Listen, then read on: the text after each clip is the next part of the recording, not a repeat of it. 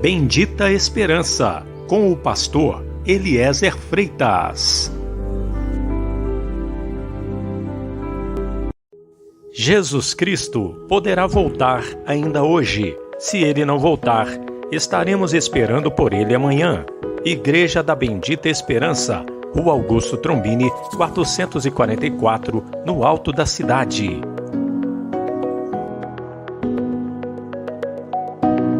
Mas o que profetiza fala aos homens, edificando, exortando e consolando. Boa noite, meu irmão, boa noite, minha irmã. Mais uma vez, nós estamos aqui para trazermos uma palavra para edificar, exortar e consolar. Está escrito que aquele que profetiza fala aos homens, edificando, exortando e consolando. Amém? Graças a Deus. Pois bem, hoje nós vamos falar sobre o porquê que nós acreditamos que uma parte do capítulo 28 do livro de Ezequiel, do livro do profeta Ezequiel, no Antigo Testamento, se refere a Satanás. Pois bem, Ezequiel capítulo 28, do versículo 1 até o versículo 10, é uma profecia contra o rei de Tiro. Tiro era uma grande cidade na época do profeta Ezequiel. E o rei de Tiro, ele tinha um pecado gravíssimo. E por isso Deus manda o profeta Ezequiel registrar uma profecia contra o rei de Tiro. Mas do versículo 11 até o versículo 19 é uma lamentação sobre o rei de Tiro. É uma lamentação sobre o rei de Tiro. Não é a respeito do rei de Tiro, mas é sobre o rei de Tiro. E aqui, nesta lamentação, a palavra de Deus fala de um querubim. Está falando não do rei de Tiro, mas de um querubim que cometeu o mesmo pecado do rei de Tiro. Então, é daí que nós chegamos à conclusão que esse texto aqui de Ezequiel, do 11 até o 19, se refere a Satanás. Só pode ser a origem de Satanás, que era um querubim, ungido ainda. Então eu vou mostrar isso para o irmão, para a irmã nesse momento. Vamos ler Ezequiel 28, vamos ler do 1 até o 2. Olha só. E veio a minha palavra do Senhor dizendo: Filho do homem, dize ao príncipe de Tiro, assim diz o Senhor Deus, portanto o teu coração se elevou. Observe aí. O teu coração se elevou. E disseste: Eu sou Deus. Sobre a cadeira de Deus me assento no meio dos mares. E não passas de homem, e não és Deus, ainda que estimas o teu coração como se fora o coração de Deus. Veja que o rei de Tiro, ele cometeu esse pecado gravíssimo do orgulho, da elevação do coração. O coração dele se elevou tanto que ele dizia que ele era Deus. Sendo homem, ele dizia que ele era Deus. Então esse foi o pecado do rei de Tiro. Então por isso Deus está mandando uma profecia contra ele. Aí o versículo 3. Eis que tu és mais sábio que Daniel, e não há segredo algum que se possa esconder de ti. Pela tua formosura, pelo teu entendimento, alcançaste para ti riquezas, e adquiriste ouro e prata nos teus tesouros. Pela extensão da tua sabedoria no teu comércio, aumentaste as tuas riquezas, e eleva-se o teu coração por causa das tuas riquezas. Ou seja, a situação do rei de Tiro é parecida com o do querubim, que nós vamos ver adiante. O querubim, que Ezequiel vai falar na sua lamentação sobre o rei de Tiro, ele também tinha sabedoria e tinha riquezas, e por causa disso o coração dele se elevou. O rei de Tiro, Deus está dizendo aqui que ele era mais sábio que Daniel. Ele adquiriu muitas riquezas e era muito sábio, e por isso o orgulho entrou no coração dele. E o versículo 6 diz assim: portanto, assim diz o Senhor Deus, porquanto estimas o teu coração como se fora coração de Deus, por isso eis que eu trarei sobre ti estrangeiros, os mais terríveis dentre as nações, os quais desembainharão as suas espadas contra a formosura da tua sabedoria e mancharão o teu resplendor. Eles te farão descer a cova e morrerás da morte dos traspassados no meio dos mares. Observe, meu irmão, minha irmã, que aqui está falando de quê? Está falando de um homem, do rei de Tiro. E a profecia diz que ele haveria de morrer. Versículo 9. Acaso dirás ainda diante daquele que te matar, eu sou Deus? Mas tu és homem e não Deus, na mão do que te traspassa. Da morte dos incircuncisos morrerás, por mão de estrangeiros, porque eu falei, diz o Senhor Deus. Então, eu fiz questão de ler tudo aqui, ó. Capítulo 28, do 1 ao 10. Aqui claramente fala do rei de Tiro. E o rei de Tiro, a semelhança do querubim, que vai se tornar de Satanás, ele tinha riqueza, tinha sabedoria, o coração se elevou. Ele disse, eu sou Deus. E aqui está a profecia para o rei de Tiro, que ele haveria de morrer, né? E como ele ia dizer diante daquele que o iria matar, eu sou Deus, né? Essa é a pergunta que Deus faz aqui. Agora nós vamos ver no versículo 11. Observe que aqui não vai falar do rei de Tiro, mas vai falar de alguém que é o pai do pecado do rei de Tiro. Veja só. Veio a mim a palavra do Senhor dizendo, filho do homem, levanta uma lamentação sobre o rei de Tiro. Veja, uma lamentação. Então o que vem a partir de agora não é uma profecia, é uma lamentação.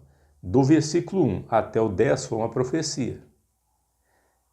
Do versículo 11 até o 19 é uma lamentação.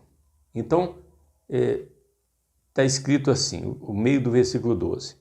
E diz-lhe, assim diz o Senhor Deus, tu eras o selo da medida, cheio de sabedoria e perfeito em formosura. Estiveste no Éden, jardim de Deus. De toda pedra preciosa era a tua cobertura, sardônia, topázio, diamante, turquesa, ônix, jaspe, safira, corbúnculo, esmeralda e ouro. Em ti se faziam os teus tambores e os teus pífaros. No dia em que fostes criado, foram preparados.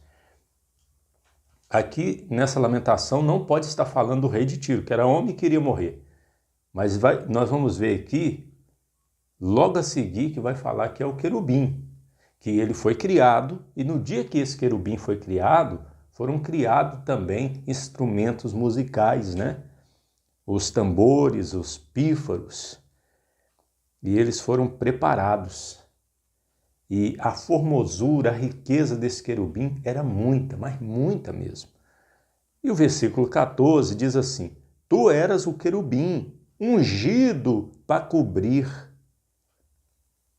e te estabeleci no monte santo, de Deus estavas, no meio das pedras afogueadas andavas.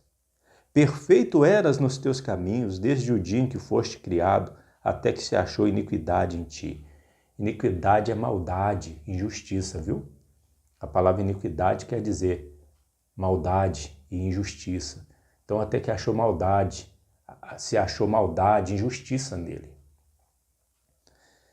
E o versículo 16, na multiplicação do teu comércio, encher o teu interior de violência, e pecaste, por isso te lancei profanado do monte de Deus, e te fiz perecer, ó querubim cobridor, do meio das pedras afogueadas. Elevou-se o teu coração por causa da tua formosura. Olha aí, o primeiro a cometer esse pecado de orgulho, de elevar o coração, de querer ser como Deus, foi esse querubim ungido, que foi criado, que tinha muita formosura, muitas riquezas. E estava na onde? No monte de Deus. E conhecia bem o jardim do Éden. Elevou-se o teu coração, versículo 17, por causa da tua formosura, corrompeste a tua sabedoria por causa do teu resplendor. Por terra te lancei, diante dos reis te pus, para que olhem para ti. Pela multidão das tuas iniquidades, pela injustiça do teu comércio, profanaste os teus santuários. Eu, pois, fiz sair do meio de ti um fogo que te consumiu, e te tornei em cinza sobre a terra. Os olhos de todos que te veem, aos olhos de todos que te veem, todos os que te conhecem entre os povos estão espantados de ti. Em grande espanto te tornaste e nunca mais subsistirá. Nós não sabemos exatamente quando isso aconteceu, mas do jeito que Deus está dizendo aqui, através do profeta Ezequiel, aconteceu dessa maneira. E Deus acabou com esse querubim ungido, fazendo sair um fogo do meio dele, para consumir ele e tornar ele em cinza sobre a terra. Veja que Deus destruiu a formosura dele. Por quê? Por causa do pecado. Se achou pecado nele, se achou orgulho, né? Então, não tenha dúvida. Em Ezequiel, do versículo 1 ao 10 do capítulo 28, fala sobre o rei de Tiro, que estava cometendo o mesmo pecado do diabo. É uma profecia. Do versículo 11 ao 19 é uma lamentação e é sobre o rei de Tiro. É sobre o rei de Tiro. E essa lamentação sobre o rei de Tiro lembra que o pecado dele é igual de um outro, um querubim ungido, que estava no Monte Santo de Deus, tinha formosura igual o rei de Tiro, tinha riquezas, sabedoria e elevou o coração. Então, o rei de Tiro, com certeza essa profecia se cumpriu e ele foi morto. E esse querubim ungido se tornou de Satanás. E o final dele vai ser lançado, ser lançado no lago de fogo, né? Satanás, no dia do juízo final, vai ser lançado no lago de fogo. Vai ser lançado no lago de fogo com todos os seus demônios e com todos aqueles que não acolhem o amor da verdade para serem salvos. Todos aqueles que não creem no Evangelho. Se você está me assistindo e você ainda não crê no Evangelho, creia. Creia hoje ainda. Creia no Evangelho. Adquira uma Bíblia da Sociedade Bíblica Trinitariana. Não adquira outra Bíblia, não. É diferente. Estou dizendo para você, o dia que você tiver, você, meu irmão, minha irmã, o dia que você tiver uma Bíblia da Sociedade Bíblica Trinitariana, você pega uma atualizada e compara. Você pega uma linguagem de hoje e compara. Você vai admitir que uma delas não é a Bíblia. Só uma é a verdadeira palavra de Deus. E a verdadeira palavra de Deus é essa aqui, ó. Almeida Corrigida e Fiel da Sociedade Bíblica Trinitariana. No link na descrição embaixo aí desse vídeo, eu vou deixar um link da Sociedade Bíblica Trinitariana, do site. Vou deixar também um link do site do irmão Hélio de Menezes, lá da Paraíba. É um erudito, estudioso da Palavra de Deus, e o site dele tem muitas informações a respeito das versões da Bíblia, o porquê que a Corrigida e Fiel é a Palavra de Deus. É a Bíblia que é a Palavra de Deus em língua portuguesa, né? Em língua portuguesa. O site chama Sola Escritura TT. Eu vou deixar esse link. E também nós temos outro canal aqui no YouTube, de um irmão lá do Rio de Janeiro, chama-se Investigação Bíblica. Tem muita coisa boa lá também. Obviamente que nem sempre a gente entra num site desse, a gente concorda com tudo, mas nesse ponto, nesse site mesmo, sobre o texto crítico e o texto receptus, sobre a ACF e as demais versões da Bíblia, o porquê a ACF ela é a palavra de Deus verdadeira, preservada. Sobre isso, As informações lá são perfeitas, perfeitas. Nesse site, nesse canal também do YouTube, Investigação Bíblica. Eu vou deixar o link aí na descrição, depois você entre lá, tá bom? Mas esse assunto é um assunto longo, um assunto muito longo, mas só uma dica aqui. Por exemplo, na Bíblia atualizada, quando fala que Maria teve o seu filho, não diz que foi o primogênito, eles tiraram a palavra primogênito. E na Bíblia CF está aqui, como está no original mesmo. Está escrito, deu à luz o seu filho primogênito. Por exemplo, lá em Mateus 24, 36, se não me engano, na atualizada diz que daquele dia e hora ninguém sabe, nem o pai, nem o filho, quer dizer, nem os anjos, nem o filho, mas unicamente o pai.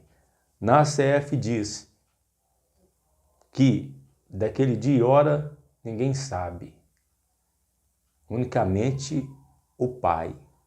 Ou seja, não tem essa expressão nem o filho. Então aí, nesse caso, não tiraram, acrescentaram, né? Lá em 1 Timóteo 3,16, se não me engano também, aqui na SF está dizendo, Deus se manifestou em carne. Na atualizada está dizendo, aquele que se manifestou em carne. Mudaram. Então, eu citei 3 exemplos aqui. Uma, que eles tiraram a palavra. Outra, que eles acrescentaram. E outra, que eles mudaram. Tiraram, acrescentaram e mudaram. Fizeram adições, subtrações e modificações. E esses 3 exemplos aí, foi para quê? Um é para mostrar, para sustentar a tese de que Maria sempre foi virgem e que ela não teve outros filhos. O outro é para mostrar que Jesus não é Deus. E o outro também é contra a divindade de Jesus. Então, fique atento, viu? Fique atento e adquira uma Bíblia Almeida, corrigida e fiel, tá certo? Da Sociedade Bíblica Trinitariana do Brasil. Vamos orar, vamos falar com Deus nesse momento, em nome do Senhor Jesus. Senhor, meu Deus e meu Pai, nesse momento nós oramos, nós entregamos a vida de todos os irmãos, meu Pai, que nos acompanharam. Eu quero pedir ao Senhor, meu Deus, que abençoe, meu Deus, esses irmãos que têm meditado na Tua Palavra comigo às quintas e terças-feiras. Às terças e quintas-feiras, sempre às 10 da noite, desde o início do ano. Abençoe a todos, livre a todos do mal. Meu Deus amado, dê sabedoria, ilumina, livra do engano que está demais nessa terra. Pois é o que nós te pedimos nesta noite. Em nome do Pai, do Filho e do Espírito Santo, em nome de Jesus. Amém. Amém. Graças a Deus. Deus abençoe. Terça-feira, se Deus quiser, estaremos de volta. Um abraço. Jesus Cristo poderá voltar ainda hoje. Se Ele não voltar, estaremos esperando por Ele amanhã.